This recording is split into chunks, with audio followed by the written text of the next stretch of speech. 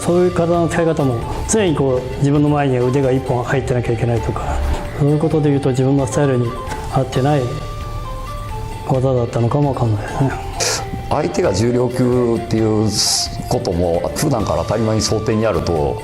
軽量級の選手が重量級の選手に前蹴りっていう選択って結構良くないというか、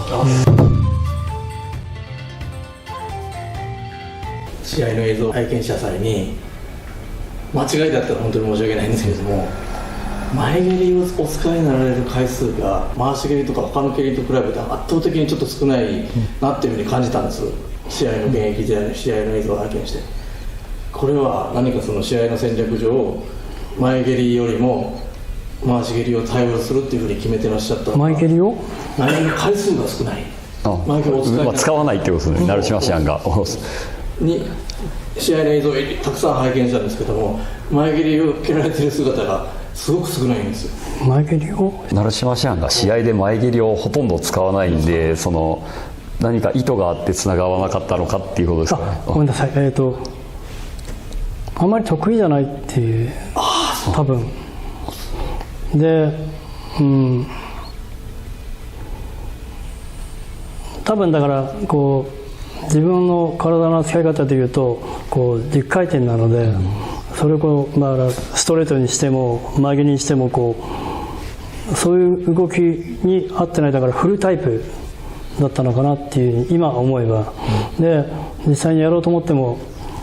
前蹴りは使えないから三日月にしたっていう、三日月だったら蹴るんじゃなくて振るっていうことにつながるし、自分の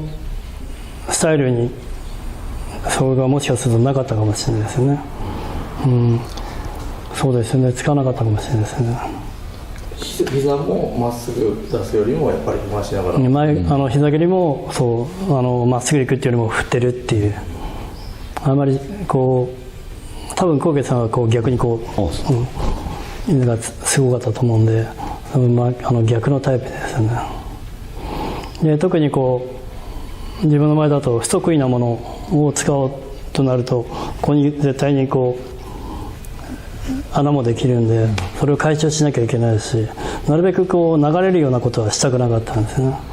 だから蹴る時もいっぺんにこう開いてるわけじゃなくて、徐々に開いてるって、片っぽずつ開いてるっていう、だからそういう体の使い方も常にこう自分の前に腕が1本入ってなきゃいけないとかで、蹴っていうとこう開くこともいけないだろうし、そういうことでいうと自分のスタイルに合ってない技だったのかもわかんないですね。あまり難しい説明できませんけども、だから自分に合った技をこう使うのも大事だし、いろんな技使い切れないといけないし、だからいろんな技でこう例えば生徒たちにはもう全部一本勝ちしろ、でも全部違う技だっていう、いろんな技がこう使い切れないといけないのかなっていう思いますよね。ただ、そんなのもあったかもしれません。ありがとうございます。あとはいいですか。一番少年部とかにつけて注意する点ですね。特に、基本大事にしろよとか、そういうのはすごく改めて、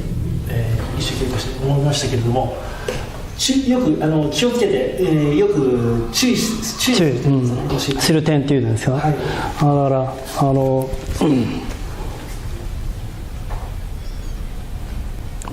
ら一生懸命やるってことになっちゃうんですけど、だから子供ってどうしても、意識が後バルになっちゃうというか、意気込んできたとしてもこう基本始まった瞬間にいつもと同じことをやるからこうボーっとなっちゃう。でそこをいかにこう上がっていくものをこう落とし込んでこうだよっていう、なかなか難しいところですけど、だからある意味楽しませなきゃいけないけども遊んじゃいけないし、その辺のやり取りっていうのは自分らの常にこう考えなきゃいけないところですよね。そうですね、確かにテーマでのところだと思うんですけども、そんな中でもだんだん成長していけば、その重要性にも気づいてきて、で1人がやってれば2人3人ってこうやるようになってくるんで、一つのリーダーをつけるのも大事だし、そのリーダーに常にこうエネルギーを注ぎながらこう彼を見てこうみんなも頑張るっていう状況も作らなきゃいけないし、その辺難しいですね。そうですね、確かに。これ纐纈さんですか。そうですね、少年部は本当難しいですね。正直もうちっちゃい子に関しては、楽しくないと集中できないというか、なんで僕は基本的にはもう週1時間の道場がメインなんです今、なんでもうちっちゃい子が多いんですけど、その場合とかはもう本当、子供たちにじゃあここ狙って蹴れって何もないところに行っても、絶対集中できないんで、ちょっとゲーム的にあるのが、例えばですけど一人の子に「もう気をつけ!」っつって「動くなよ!」っつってもう一人の子が前に構えて、もう前蹴りを帯の先端だけ蹴るっていうと、急にめっちゃ狙い出すんでそうやってちょっとゲーム戦で最初やるとみんなこ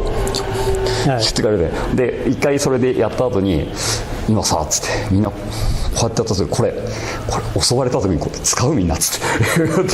ていやってなるんで、じゃあこれで思いっきりバーンってやって絶対当てるなよってバーンってやって帯ちょんって帯だけかすれる蹴り、今からじゃあちょっとやろうかっつっていう風にとか引っ張ってやると結構一生懸命こうで絶対当たるように最初ちょっと遠くからでちょっとずつ近づいていったら理想の距離でちょんってかすねる、思いっきり蹴ってもかすれる距離があるからってやったりちょっとしたりとかして、それでこうフォーカスしてここに当てるっていうのをさせてから基本稽古するとちょっと急にこうフォーカスができたりとかするんで、なんかそういうのとかを混ぜてたまにこうちゃんと本当に狙うんだっていう経験を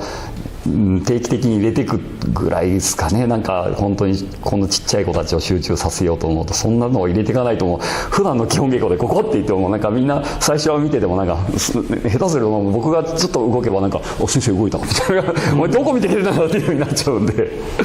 そういうこうね人の心をこうちゃんと捉えてあげる稽古って大事ですよね。なんでなんかそういうのを少年部はやっぱ難しいですね。なんかそういう引き出しをいっぱい持ってると子供たちも楽しく空手を学べると思うんですけども、自分とかは本当「こら!」ぐらいなかなかこう個人にもよると思うんですけども、できれば本当に楽しく空手を黒帯まで続けてもらいたいですね。そうですね。なかなかでも本当黒帯まで続けれる子って少ないですもんね。どうしてももうなんかスポーツの習い事の一つっていう感覚の方がやっぱり多いね。このぐらいでそうですね。話も長くなってしまったんでこの辺でもしかしたらカットするかもしれないですけどありがとうございました。でもそう前蹴りとか言われるとちょっとショックですよね。そういうのってあるよなって思って。いやでも勝手な僕の感想なんですけど、成島師範がそもそも無差別で前提で戦われているんで、相手が重量級っていうことも普段から当たり前に想定にあると、軽量級の選手が重量級の選手に前蹴りっていう選択って結構良くないというかなのかなってさっき勝手に聞きながら思ってたんですけど、例えば前蹴りつくのもこうちょっと回転した時にこうポンと蹴っちゃ出すぐらいのぐらいしかあんまりつかなかったかもしれないですね。僕がその重量級だった頃は軽量級の選手に前蹴り蹴られても別に詰めればいいっていう、潰れちゃうんでもう詰めればっていうのがあったんで、さっき勝手にこっちで聞きながら成島ちゃんが前蹴り蹴ったら逆にこうなんかマイナスの効果の方がありそうな気がするなと思いながら想像してたんですけど、あんまりつかなかったですね実際こう考えると。相手が軽量級だったら全然あるかもしれないですけど、無差別で重量級が前提となるとなんかあんまりいい手じゃないのかなって思っちゃったり。じゃあ自分もその格上の先輩たちと、組手するときはあまりその前蹴りを本当は使わない方がいいかもしれないです。格上の先輩とかさばかれないですか普通にポンと。そうですね、多そうです。自分なんかも実際こう石井豊先輩が前蹴りすごく強くて、でもこんな前蹴り蹴ってみたいなと思ったけどもちろん筋肉量も体の大きさも違うし、でじゃあその先輩のいいところを三日月でこう使ってみようみたいな。ただ先輩の動き見てるとかかとがねももにつくぐらいグッと抱え込んでその勢いでドーンって蹴っ飛ばす。じゃあここまで抱えてなきゃいけないとか、抱えながらこう引っ張らなきゃいけないとか、いろいろなんかそういった学び方ってありますよね。今更ながらこうやって成島師範と隣で話を聞くっていうこの設定がもう本当当時だ信じられないですもんね。もう今まで僕はテレビの中の人というかビデオの中の人っていう感覚があるんで、いやいい時代になったなと。ありがとうございます。ありがとうございます。じゃあ締めます。はい、距離を使って戦いたいのに接近戦で打ち合いになり、自分より力のある子を前蹴りで離してもすぐ距離を縮められ、結局相手のペースの、近戦で戦って負けるパターンが多いので、距離の作り方を教えてください。最近内ローキックを効かされることが増えてきました。琉球レベル45歳で、できそうな方法を、今日も YouTube を最後まで見ていただきありがとうございます。ここ、東京羽村市、もう羽村駅の目と鼻の先にある成島師範の道場、いつでも、空手やりたいという方とか、先ほどお聞きしたんですけどプライベートレッスンも、お受けしているということなので、概要欄の方に、問い合わせみたいなものをさらしていただきますので、ぜひ、成島師範に習ってみたい方、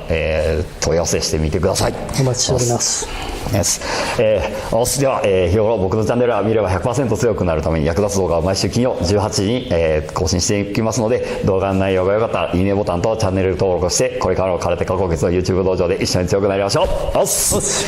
いません、ありがとうございました。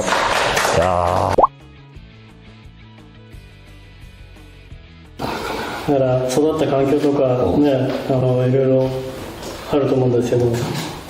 自分がこう成長していく上で何が必要かとか、やっぱり自分自身が明確に持たなきゃいけないし、だからその前に自分がどんな空手、どんな組手やりたいのかっていう本当に理想ってものをちゃんとドンってこう置くことによって、いろいろ自分の身につけなきゃいけないものが増えてくるようになります。確かになんか向かうものがないと何していいか分かんないですよね。そうですよね。だから今の子たちっていうのは漠然とこういう空手じゃなくて勝つ空手ってなると方法論ばっかり言ってしまって、確かにじゃあ何握って戦ってるのかなと思ったら資材だったりとか、これで相手実際に叩いても倒れないよねっていう刀にしていこうっていう。確かにそうか、そうなんですよね。なんか組手のスタイルとかもですね、なんか漠然と何でもできちゃうだけの子とかもやっぱそうなっちゃうのか、勝とうと思うと、そうですよね。確かになんかこういう組手とかなんか、でも僕もあれですね、茶帯の頃とかってやっぱ自分のスタイルってどういうものなんだろうって迷走してた時期が、そういえばあったんですよね。こうなんかやっぱ本当にトップの選手ってみんなこう顔隠そうが何しようが、この選手だって動きとか技で分かるぐらいみんなその自分のスタイルって出来上がってるのに、なんかその茶帯の頃とか模索してた時って、何が自分をしたいのか分からないというか、なんですかね、自分のスタイルって何なんだろうって迷走してた時期があって、そう考える時点でこうもうスタートの準備ができてるってことだと思うんで、なんか自分のスタイルってものはなんかちょっとずつこうでき始めてくると、なんかこうしようっていうのが決まると、そこからはこうガッとそこに行けるんで、やっぱり決まるまではでも大変ですけど、決まってからはやっぱなんかそこから伸びるのはなんか伸ばせるというか、決まるとそこに迎えるというか、そこを決めるの大切なんで、面白いところですね。ありがとうございます。最大酸素摂取量について YouTube では公開していなかった部分の深掘り解説をしていきたいと思います。しかも毛細血管の量を増やすことだけが目的であれば、強度は実はかなり低くても大丈夫で、これを1日トータル30分程度行うだけでもトレーニングをやり始めた頃であるわけで十分高い効果が出ることが分かっているので、